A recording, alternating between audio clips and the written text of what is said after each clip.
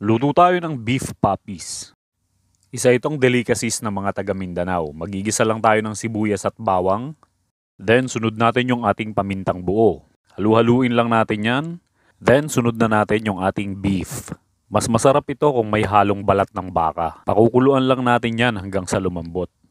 Dito gagamit na ako ng pressure cooker para mas mabilis.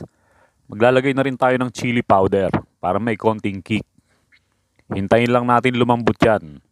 Kapag malambot na, maglalagay tayo ngayon ng baked beans o kaya pork and beans. Para naman pampalapot ng ating sabaw. Maglalagay tayo ngayon ng cornstarch, mga 2 kutsara. Lalagyan natin ng sabaw. I-dissolve lang natin yung ating cornstarch sa sabaw, tapos ibabalik natin yan sa ating niluluto. Hihintayin lang natin kumulo yan hanggang sa lumapot ng konti.